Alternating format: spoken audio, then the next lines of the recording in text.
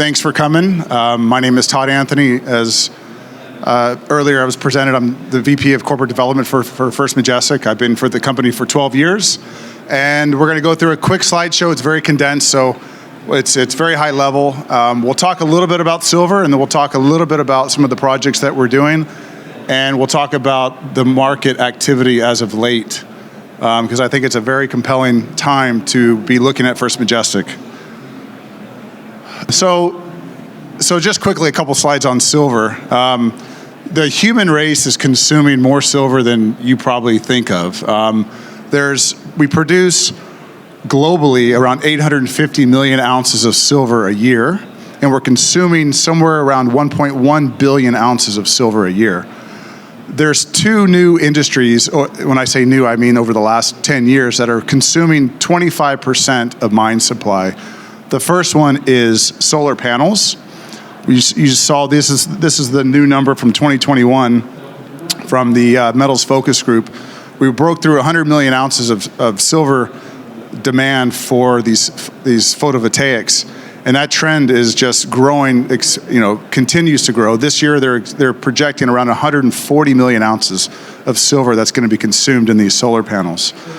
EVs, electric vehicles, is another growing sector for silver and also a lot of other metals. But an EV is essentially just a computer on wheels with a bunch of batteries, and you have to have silver connecting all these batteries together because silver is the most electrically conductive metal in the world. So you need to have these fast changes and turning batteries on and off so they don't overheat. So there's about 3 kilos of silver, 2 to 3 kilos of silver used in these automobiles, which is about 4 or 5 times more than an internal combustion engine.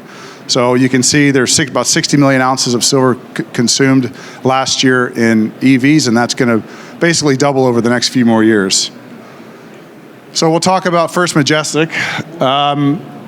So this slide says 50% of revenue from silver. Actually, because silver has been underperforming this year relative to gold, this is the first year in our 19-year history we're actually going to produce more revenue from gold than silver,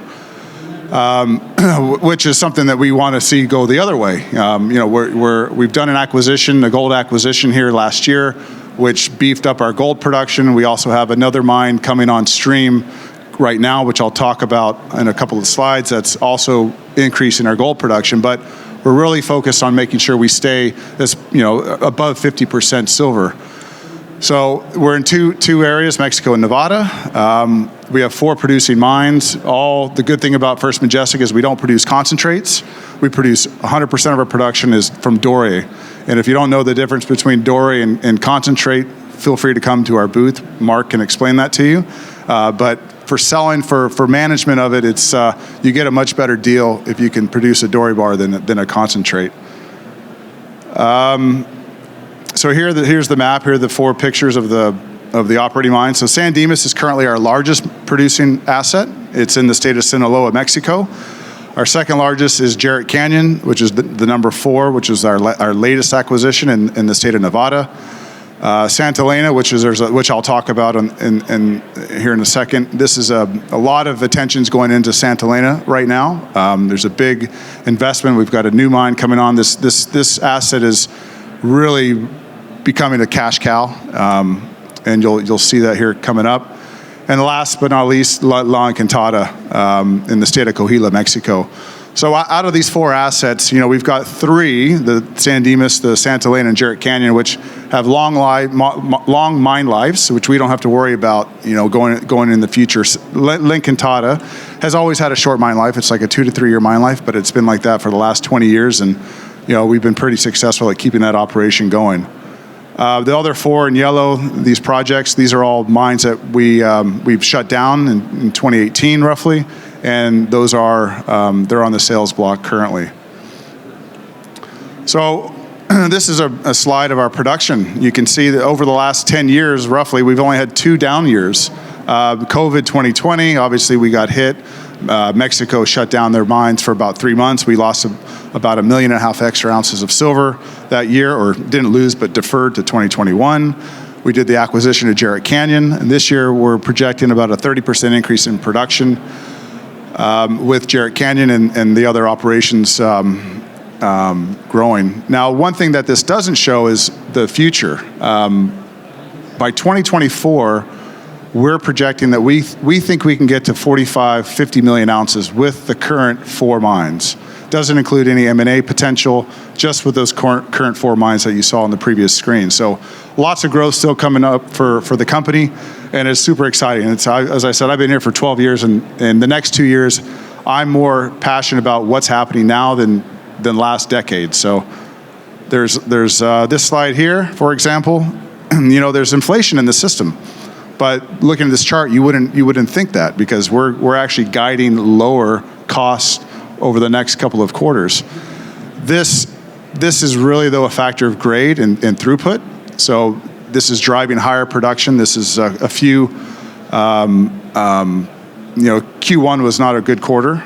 I'll just be honest. We were affected by COVID in Mexico. The Omicron virus hit 2 of our operations pretty hard. Jerritt Canyon had weather issues in January, so Q1 was kind of it was not a very good quarter for the mining sector in all. But Q2, Q3, Q4, with some new mines coming open at Jerritt and with Ermitaño kicking into higher throughputs, we're expecting these costs will continue to drop. So Santa Elena, now this is the one that I was saying that is getting a lot of our attention these days. It's a 3,000 ton per day mill that you see here. It's going through a big change. This used to be just one mine that was feeding this mill. Last year, we just turned on a new mine called Ermitaño, which is, if you can see here, the little red dot, which is only about 4 kilometers away from that mill. We discovered that this new mine in 2016. We brought it into production in 2021, so only 5 years from initial discovery to actual first pour, which is, I think, it's a pretty good accomplishment. But this whole area, you can see the land package around Santa Elena is tremendous, and this is basically the Nevada of Mexico. And the Las Chispas mine is in the north. Everything in color is First Majestic's. That Silvercrest is up in that little white box. They've got 100 million ounces of silver there. Santa Elena, you can see, is, there's a lot. There's about a 10-year mine life just from Ermitaño alone. So this is going to be, generating lots of production for us going forward, and there's lots of blue sky for additional discoveries around that mill. Here's kind of a zoomed-in cross-section of the Ermitaño mine where we're currently pulling ore from. There's a picture of the first pour that was done in November of last year. Those 3 ladies holding the dory bar. There's, I think, 21 dory bars poured in November. You probably didn't see on a previous slide, but basically production has doubled at Santa Elena as a result of Ermitaño. So still some upside. It's only running around 1,000 tons a day from Ermitaño. Next year, we're hoping to get it up to 2,000 tons a day. So in the next few years, this could be one of our largest operations. A lot of attention going into this area, a lot of investment in exploration. I think we've got something like 7 or 8 rigs around this property. And Ermitaño, as you can see, it is more gold focused. It's about 80% gold, 20% silver. But the grades here are fantastic, nice 8-10 meter width veins. If I step back here, this is kind of a step back from Ermitaño. So we've been hitting some interesting areas in the Luna, which is about 500 meters to the east of where we're mining. It's a little lower in the system, but there's potential. The grades are there. There's some good widths. But it's going to take us a couple more years to really get into that area and develop it and potentially bring it into production. But there's a lot of, as I said, potential here to the south, in the east, and also to the west. So 40 seconds to go. Going green. We've over the last few years we've converted from diesel to LNG. We've also have now hydro at San Dimas.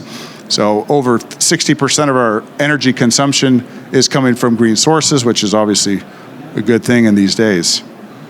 This is a picture of the LNG power plant at Santa Elena. We're actually going through an expansion of this power plant. We're adding 5 new LNG generators to this facility that's going to power Ermitaño and also reduce costs. So it's about 14 cents a kilowatt for LNG compared to around 35 cents, 40 cents for diesel. So it saves us about $10 million a year having this plant at the site. So quickly, why do I say once in a decade buying opportunity for First Majestic? If you're a technical guy or you're a numbers guy, I pulled these numbers as of last week.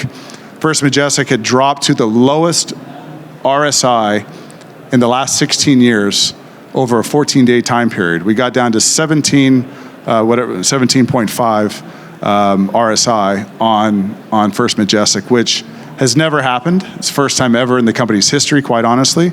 The last few days, it's worse than the COVID drop. It's worse than the financial crisis. I can tell you there's been a bunch of insiders buying stock because of a result. The stock is just, basically down 50% in the last 3 or 4 weeks. I have a feeling that one of our largest shareholders had a margin call and was forced to sell. So unfortunately, that happened to a lot of the guys here. So as I said, buy low, sell high. This is the time to be doing it.